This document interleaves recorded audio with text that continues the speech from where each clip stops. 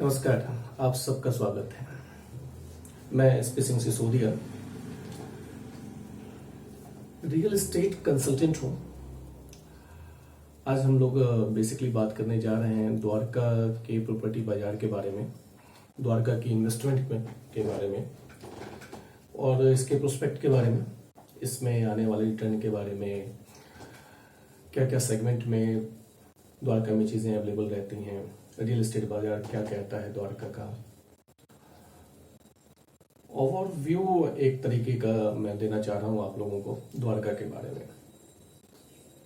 द्वारका जो एक plan city है, दिल्ली के डिफरेंट लोकेशन से लोग यहाँ पे आते हैं for commercial purpose, residential purpose. Basic reason जो द्वारका में आने के पीछे लोगों का है वो है एक अच्छी सुविधा के लिए आना, एक अच्छे माहौल की तरफ अपने परिवार को लेके जाना, एक सिक्योर्ड स्ट्रक्चर की तरफ फोकस करना। मेन एमिनिटीज में अगर हम बात करें कि द्वारका को सबसे ज्यादा जिन चीजों से प्रभावित हुआ है द्वारका का प्रॉपर्टी बाजार, वो है एयरपोर्ट के पास होने का, गुड़गांव के वर्किंग कल्चर का एडवांटेज, मेट्रो कनेक्टिविटी, प्लान वे में सेक्टरों का डेवलपमेंट, प्लान वे में मार्केट का डेवलपमेंट, प्लान वे में स्पोर्ट्स कॉम्प्लेक्स वगैरह का डेवलपमेंट। ओवरऑल हर चीज को तरीके से द्वारका के अंदर में स्ट्रक्चर किया गया है।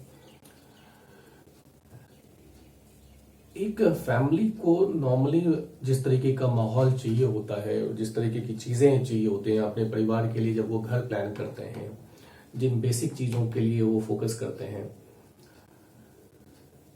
वो सारी चीजें द्वारका के अंदर जब टाउनशिप बनाई जा रही थी द्वारका की, तो टाउन प्लानर ने उन सारी चीजों का ध्यान रखा।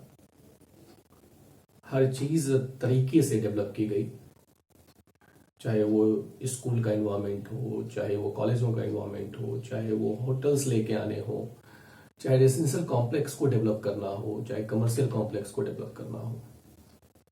हर फैसिलिटीज द्वारका के अंदर में एक प्लान वे में है। इसी वजह से हम इसको कहते हैं कि एक स्ट्रक्चर प्लान जो है द्वारका के अंदर में वर्कआउट किया गया। द्वारका का टाउनशिप आज भी लोगों के लिए एक इन्वेस्टमेंट के लिए बेहतर ऑप्शन देता है। रेजिडेंशियल में आप इन्वेस्ट करना चाहें, कमर्शियल में आप इन्वेस्ट करना चाहें, एक अच्छे रिटर्न का प्रोस्पेक्ट हमेशा यहां बना रहता है। चीजें जिस सेगमेंट में अवेलेबल रहती हैं उसमें मेजर है डीडीए के फ्लैट्स, सीजीएचएस के फ्लैट, ग्रुप हाउसिंग सोसाइटी जिसको हम लोग जानते हैं। रिकॉग्नाइज बिल्डर हैं यहाँ पे जो डीडीए की ऑथराइज लैंड पे डेवलप करते हैं चीजों को। इस तरीके की स्ट्रक्चर में जब आप रेजिडेंशियल चीजों में अपने परिवार को लेके आते हैं, एक तो बेसिक चीजें आपको सारी चीजें यहाँ पे अवेलेबल रहती हैं, आसपास में मार्केट है, आसपास में सारी चीजें हैं जो आप कनेक्ट करना चाहते हैं। एक पीस भरा माहौल जिसको कहते हैं द्वारका के रेजिडेंस जोन में, वो आपको मिलता है।